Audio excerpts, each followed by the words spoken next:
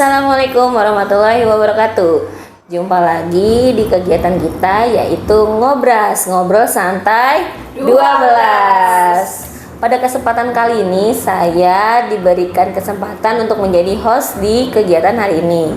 Sebelum kita memulai kegiatan Ngobras kita, saya izin memperkenalkan diri dulu. Nama saya Maria Minjana. Saya merupakan guru bimbingan konseling dari SMK Negeri 12. Di samping saya sudah ada dua narasumber yang hari ini akan ngobrol bersama kita. Silakan memperkenalkan diri dulu. Oke, perkenalkan nama saya Gita Rianti. Saya guru pendidikan Pancasila di SMK Negeri 12. Sebelah saya. Ya, perkenalkan nama saya Afridiani Hussein Khadijah, guru mata pelajaran pendidikan Pancasila. Oke, kita sudah perkenalan. Hari ini rencananya kita akan membahas tentang tema yaitu pelaksanaan demokrasi di sekolah. Itu tema kita hari ini ya. Kita santai aja deh ngobrolnya deh.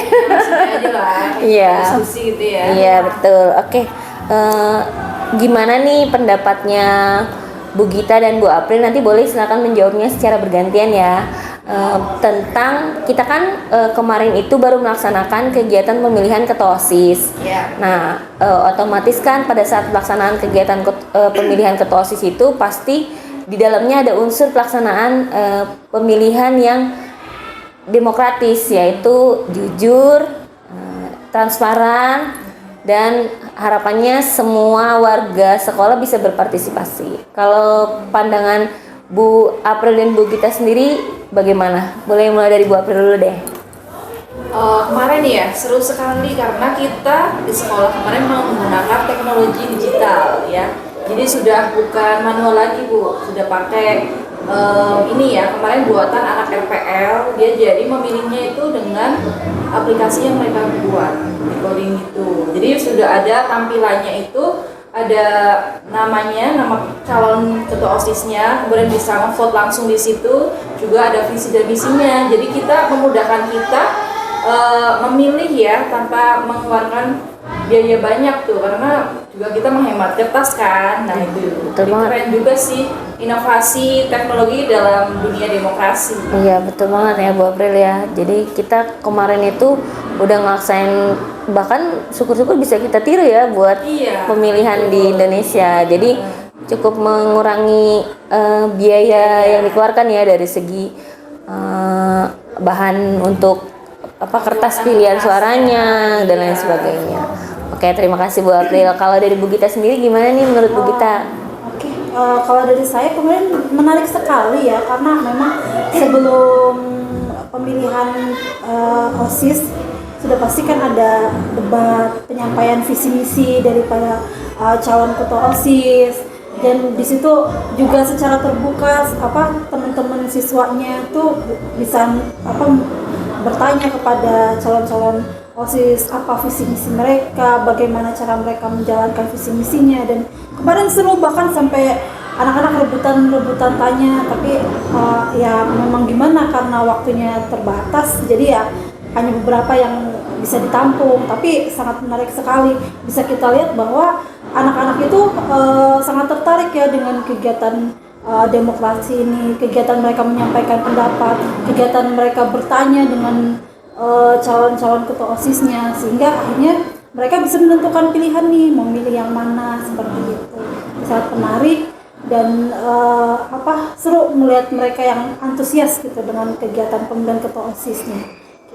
Ya keren banget ya, kita juga sebagai guru nggak nyangka ya anak-anak kita bisa ternyata bisa kondusif, bisa menyuarakan apa yang menjadi mungkin selama ini jadi unek-uneknya disampaikan di forum yang luas. Kan gak semua orang ya bisa public speakingnya sebagus itu. Mungkin itu yang perlu kita latih ya di sekolah kita, biar semua siswa kita bisa aktif untuk menyampaikan pendapat, karena itu bagian dari demokrasi. Setuju ya Bu April, Bu Gita ya?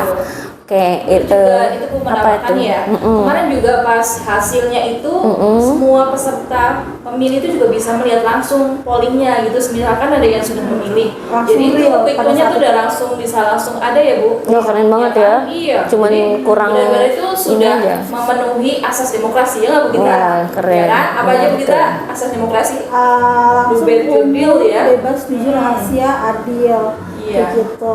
Berarti pemilu kita udah kayak pemilu Udah yang pemilu dilaksanain yang- nasional ya. Iya, Iya. sebenarnya itu sudah Dan mini. memenuhi demokrasinya itu ya, asasnya sudah ada semuanya di situ. Kayak Keren di sih. simulasi lah. Iya, Gitu. Kan gitu ada bisa. beberapa dari mereka kan memang ada yang belum pernah memilih karena memang belum punya KTP. Jadi mereka Belum cukup bisa umur ya. merasakan Iya, kan betul. bagaimana pemilihan yang mungkin nanti mereka itu akan dapatkan saat mereka sudah punya KTP seperti Iya. itu. Ya benar banget sih Bu Gita ya. Jadi itu berarti secara langsung Bu Gita sama Bu April kan kebetulan mengajar mengampu pendidikan Pancasila ya. Berarti kalau boleh tahu nih kira-kira bagaimana sih caranya mengajarkan ya perilaku demokrasi selain dari kegiatan pemilihan ketua OSIS yang kemarin, gimana aplikasinya di dalam kelas pada saat mengajarkan materi pendidikan kewarganegaraan? Oke, dari siapa dulu? Iya boleh dari Bu Gita dulu. Dari saya dulu ya. Oke, untuk di kelas sebenarnya demokrasi itu pasti bisa kita terapkan setiap kita belajar ya, bukan hanya pada saat materi demokrasi saja. Kita bisa mulai dari pemilihan kelompok tugas kelompok kan pasti ada kelompoknya.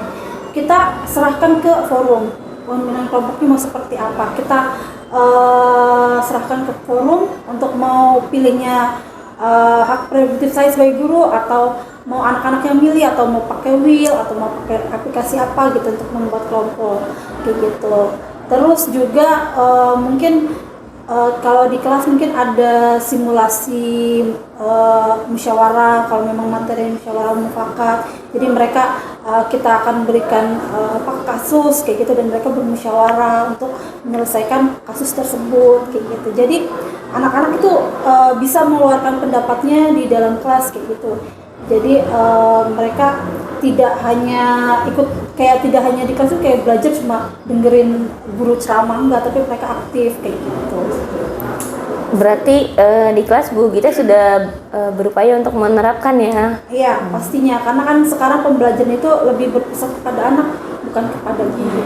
Oke, kalau Bu April sendiri bagaimana nih kalau di kelas? Kalau saya, misalkan sebelum kita memulai pembelajaran kan kita ada kesepakatan dulu kelas nih, Iya, kesepakatan kelas ya. Iya, jadi kan saya menentukan misalkan untuk ulangan harian, misalkan bobotnya itu 30%, kemudian nanti ada ulangan PTS, bobotnya berarti misalkan 30%, kemudian sisanya berarti untuk 40% nilai akhir semester. Nah itu saya koordinasikan dulu ke anak-anak bagaimana nih kalau misalkan kesempatan kelasnya nilai seperti ini, apa kalian setuju? Nah nanti kalau misalkan ada anak yang ingin menyuarakan, ibu bagaimana kalau misalkan ulang hariannya jadi 25% atau bisa nambah lebih kecil atau lebih besar lagi, itu bisa kita kompromikan bersama Bu. Jadi dari situ kan sudah mencerminkan dari Iya, demokrasi perilaku kan. demokrasi. Iya. Anak diberikan kesempatan untuk Iya. mengungkapkan pendapatnya. Dan kita juga sebagai guru wajib mendengarkan gitu ya, karena itu bagian dari aspirasi mereka. Wah, bagus banget ya, keren Iya. banget. Mudah-mudahan kita semua bisa konsisten ya buat Iya. nggak hanya sekedar belajar tentang teori, tapi sudah dipraktekkan dan diaplikasikan juga di Iya, kelas. betul Ibu. Mungkin itu aja kali ya obrolan kita hari ini. Boleh Ya. Saya juga ada Terima kasih banyak Ya, Bu Gita dan Bu sama-sama, April ya. sudah meluangkan waktunya untuk kegiatan ngobras kita hari ini. Iya. Oke, sampai sini dulu ya kegiatan ngobrasnya. Sampai jumpa di video berikutnya. Dah.